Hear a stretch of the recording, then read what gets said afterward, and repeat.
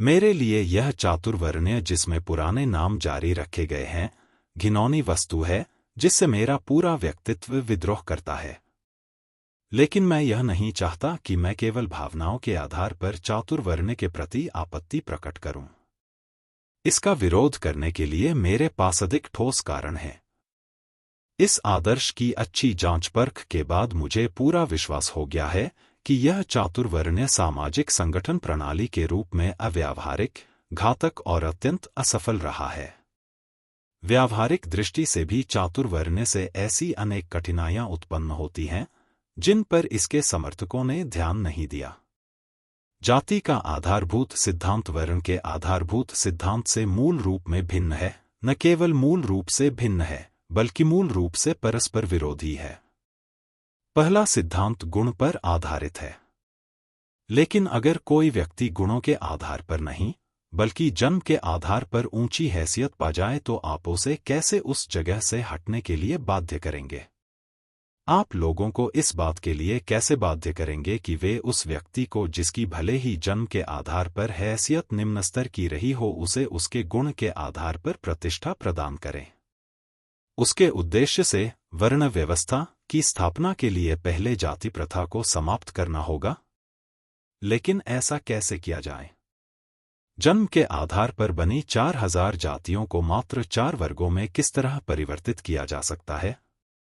चातुर्वर्ण्य के समर्थकों को सबसे पहले इस कठिनाई का समाधान ढूंढना होगा।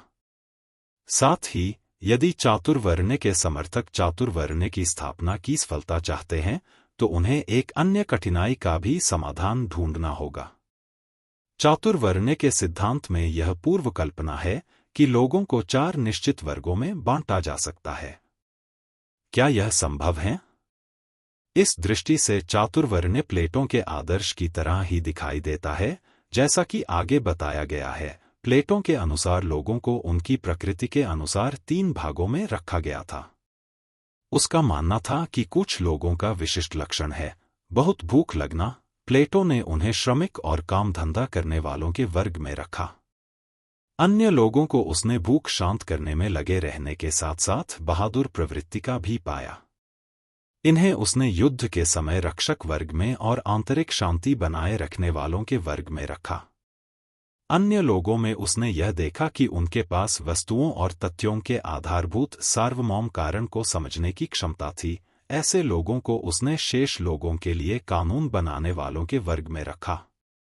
लेकिन प्लेटो के उक्त गणराज्य रिपब्लिक की जिस बात के लिए आलोचना की जाती है वहीं आलोचना चातुर्वर्ण्य की व्यवस्था के संबंध में भी की जा सकती है, क्योंकि इसका आधार यह संभावना है कि सभी लोगों को बिल्कुल सही ढंग से 4 अलग अलग वर्ग में रखा जा सकता है। प्लेटो के विरुद्ध सबसे बड़ी आलोचना यह थी कि उसका सभी लोगों को 3 बिल्कुल अलग अलग विशिष्ट वर्गों में निर्जीव व्यक्तियों की तरह डाल देना मनुष्य और उसकी शक्तियों के प्रति बहुत ही सतही दृष्टिकोण प्रदर्शित करता है। प्लेटो को इस बात का सम्यक ज्ञान नहीं था कि प्रत्येक व्यक्ति की अपनी विशिष्टता होती है, वह 100% औरों की तरह नहीं होता और प्रत्येक व्यक्ति का अपना वर्ग अलग ही होता है। वह इस तथ्य को पहचान नहीं पाया कि एक ही व्यक्ति की सक्रिय प्रवृत्तियों में अनंत विविधता हो सकती है या उसमें प्रवृत्तियों के असंख्य योग हो सकते हैं। उसके विचार से व्यक्ति के गठन में कई प्रकार की क्षमताएं या शक्तियां होती हैं। उसके कथन की असत्यता स्पष्ट रूप से दृष्टिगत होती है। आधुनिक विज्ञान से यह सिद्ध हो गया है कि व्यक्तियों को कुछ एक विशिष्ट वर्गों में निर्जीवों की तरह विभाजित कर देना उनके प्रति बहुत ही सतही दृष्टिकोण को प्रदर्शित करना है। वस्तुतः यह विचार इस योग्य ही नहीं है कि इस पर विशेष ध्यान दिया जाए। इस कारण अगर हमें व्यक्तियों के गुणों का उपयोग करना है तो उनका वर्गों में विभाजन पूर्णतः असंगत होगा, क्योंकि व्यक्तियों के गुण या विशेषताएं अति विविध प्रकार की होती हैं। इसलिए जिस कारण से प्लेटो के गणराज्य की कल्पना असफल सिद्ध हुई, उसी कारण चातुर्वर्ण्य भी असफल होगा, अर्थात व्यक्तियों को एक वर्ग या दूसरे वर्ग का मानकर उन्हें अलग अलग खानों में बांटना संभव नहीं है। लोगों को बिल्कुल सही तौर पर 4 निश्चित वर्गों में बांटना इसलिए भी असंभव है कि यह सिद्ध है कि पहले जो 4 वर्ग थे वे अब स्वयं 4000 जातियों में बंट गए हैं। चातुर्वर्ण्य की स्थापना के मार्ग में एक तीसरी कठिनाई भी है।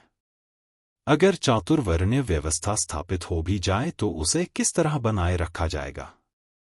चातुर्वर्ण्य की सफलता की एक महत्वपूर्ण आवश्यकता यह है कि एक दंड पद्धति भी रहे जो दंड विधान के जरिए इस व्यवस्था को जारी रखे। चातुर्वर्ण्य को तोड़ने वालों से निपटने की समस्या इसमें लगातार आती रहेगी। अगर इस व्यवस्था को तोड़ने पर दंड का विधान न हो तो लोगों को उनके अपने अपने वर्ग में बांधे रखना संभव नहीं होगा। पूरी पद्धति छिन्न भिन्न हो जाएगी क्योंकि यह वर्गीकरण मानव प्रकृति के अनुकूल नहीं है। चातुर्वर्ण्य अपनी अंतर्निहित अच्छाई के आधार पर ही बना नहीं रह सकता। इसे कानून द्वारा ही लागू कराना होगा।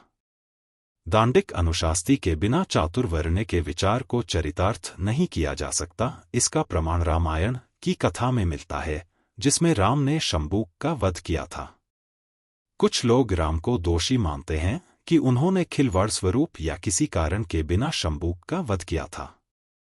परंतु यदि राम पर शंबूक की हत्या करने का दोष लगाया जाता है तो संपूर्ण स्थिति को गलत समझना होगा। रामराज चातुर्वर्ण्य पर आधारित राज था।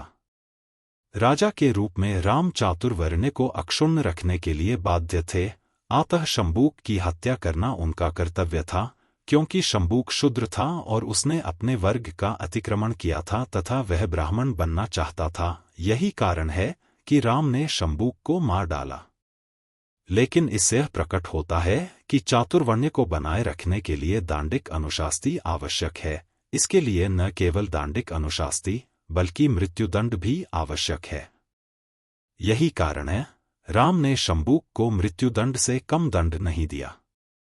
यही कारण है कि मनुस्मृति में इतना भारी दंडादेश विहित किया गया है कि यदि कोई शूद्र वेद पाठ करता है या वेद पाठ सुन लेता है तो उसकी जिह्वा काट ली जाए या उसके कानों में पिघला हुआ सीसा डाल दिया जाए। चातुर्वर्ण्य के समर्थकों को यह आश्वासन देना होगा कि वे मनुष्यों का वास्तविक वर्गीकरण करेंगे और 20वीं शताब्दी के आधुनिक समाज को इस बात के लिए प्रेरित करेंगे कि वह मनुस्मृति की दांडिक अनुशास्तियों में संशोधन करे। ऐसा प्रतीत होता है कि चातुर्वर्ण्य के समर्थकों ने यह नहीं सोचा है कि उनकी इस वर्ग व्यवस्था में स्त्रियों का क्या होगा। क्या उन्हें भी ब्राह्मण, क्षत्रिय, वैश्य और शूद्र 4 वर्गों में विभाजित किया जाएगा या उन्हें अपने पतियों का दर्जा प्राप्त कर लेने दिया जाएगा? यदि स्त्री का दर्जा शादी के बाद बदल जाएगा तो चातुर्वर्ण्य के सिद्धांत का क्या होगा? अर्थात क्या किसी व्यक्ति का दर्जा उसके गुण पर आधारित होना चाहिए?